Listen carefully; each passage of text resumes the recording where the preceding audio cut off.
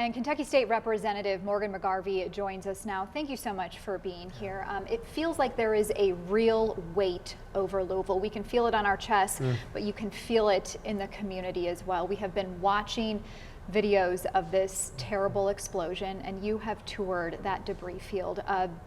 Tell us a little bit of how this has impacted you. Yeah, the weight is real. I mean, first and foremost, I'm a Louisvillian. I'm a lifelong Louisvillian.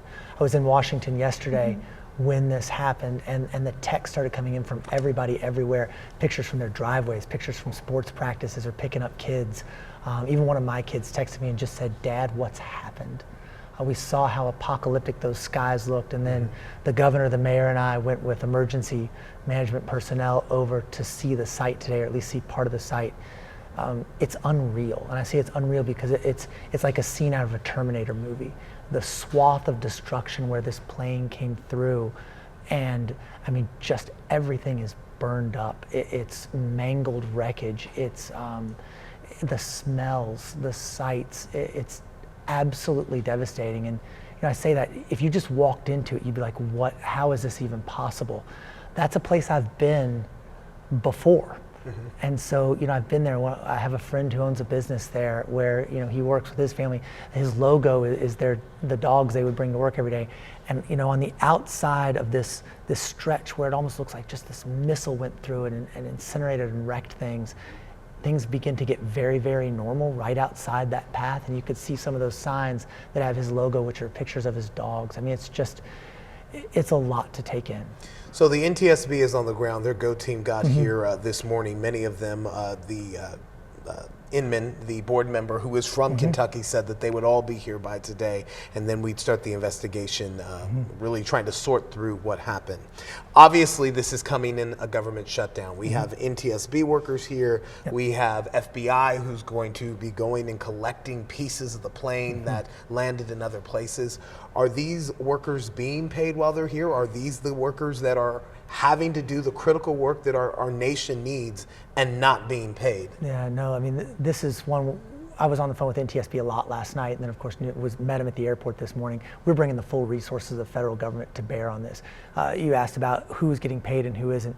Because of the way that Trump is doing this, there are some people who are getting paid during this and some who are not. So I don't know exactly which ones are and are not, but we're bringing the full weight of the federal government to bear on this. The agencies are cooperating. That we've got state, local, federal people. The full NTSB team is here. They are already, I mean, when we were out there today touring the site, they are there. They are there doing their work. They're being thoughtful, they're being deliberate, but they know how important it is to also do this quickly, to get the airport back up and running, to get answers to people and their families, and I'm just really impressed by their professionalism. How does that weigh on you during the shutdown, right? Because we know you said that some of them are not being paid. Obviously, Louisville's in a crisis situation right now. That work, you just described what's going on out there.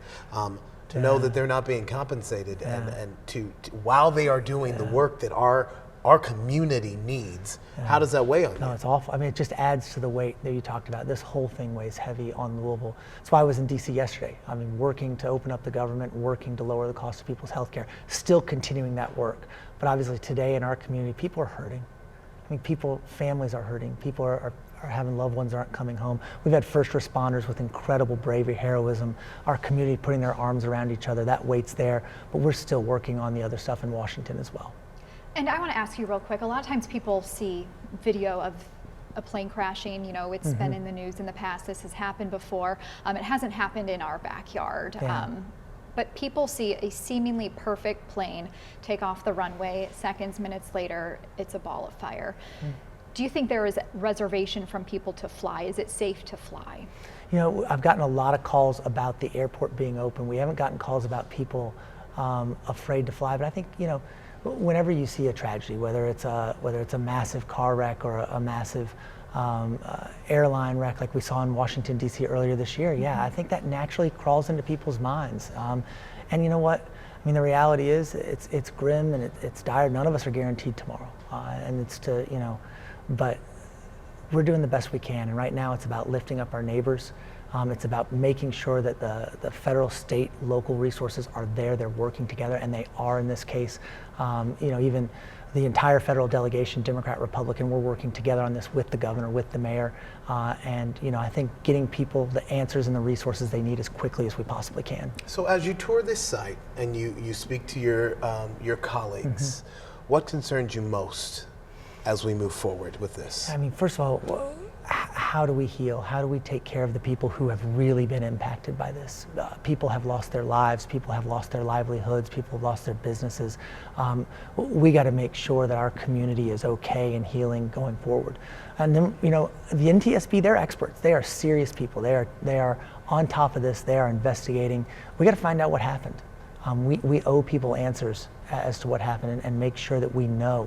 The NTSB, I mean, they have a saying that they learn from everything they ever do, and that we take that knowledge and use it to keep people as safe as humanly possible. Have you learned anything new? I asked because, we've seen you in 2 prior press conferences today, but information is coming out very quickly. So is there anything that you've learned in the last 2 hours that you can share? I mean, and even when we were at the press conference, I think it was 4 o'clock this afternoon, we announced, unfortunately, there are 11 people who lost their lives. We now know that's 12 people. Right. I believe it has been confirmed that one of those was possibly a child, and a young child at that, and that there's still some people missing, a handful of people who are unaccounted for. Do we have a pinpoint on a number for that? Because the governor said earlier today that it was at least 16. But then the mayor's number said it wasn't confirmed. Do we know how many people they're still looking for out there in that wreckage? I do think there's a ballpark idea, but it's also one of those numbers you don't want to get wrong, and you don't want to make people grieve more than once. And so, I'm frustrated by this, right? I want to know, I want to be able to talk about it. Let's get it all out there, and I think we will. One thing I've been impressed by with the NTSB is their transparency about this entire process.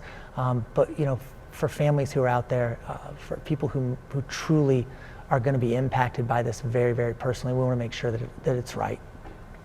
All right, thank you so much for your time, Representative McGarvey. And I think you said it best, along with so many other officials, to hug your loved ones a little tighter. Yeah. All right, thank you so much for your time. Yep.